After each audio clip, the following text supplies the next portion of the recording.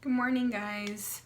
So today is the next day. I did tell you guys on my last video that I was going to test early morning for my ovulation with the test, and I happened to use the restroom this morning when I woke up, and after I used the restroom I realized I was supposed to test. So what I did was I started drinking water, dropped my kids off at school, just came back, and I managed to have some urine left in my bladder, and I put it in a cup, and I have another test that I am going to dip for 5 seconds.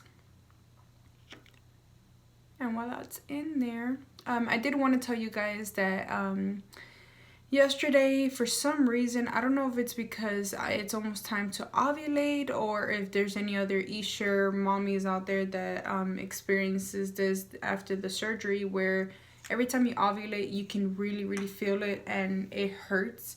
Like, I was feeling so much pain yesterday on my left side, and I felt like my stomach was bloating and it was just hurting, and I was in a lot of pain. And usually that doesn't happen, but I've noticed that it's starting to happen a lot more during ovulation time.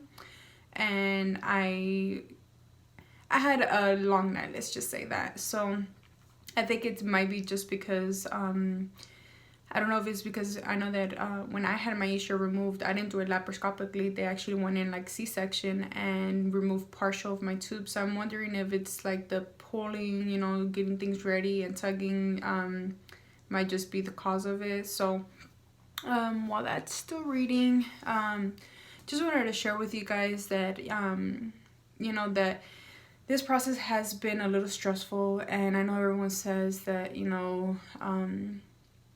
becoming obsessive can actually prevent pregnancy. So I'm trying to find out other ways where you don't think about it, which is, for me, I find it hard just because I am trying to keep track of my ovulation. I have doctor's appointments. You keep track of your period. So, the whole out of sight, out of mind kind of thing, where some women are able to do it.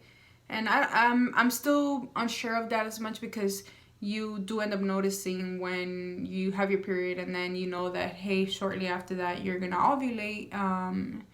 So I'm trying to find ways of not worrying or anything like that.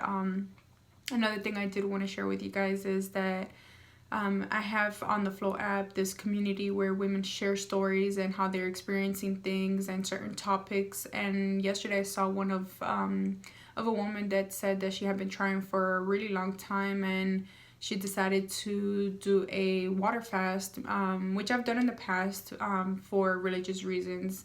But she told me she was diagnosed with a lot of conditions like blocked tubes. God, there was other ones I can't remember much, but there was two, endometriosis and something else. But she said she did the 21-day fast. She prayed, and she was just really cleansing her body completely from all toxins and everything. And during that month she did a 21-day fast. She found out that she was pregnant.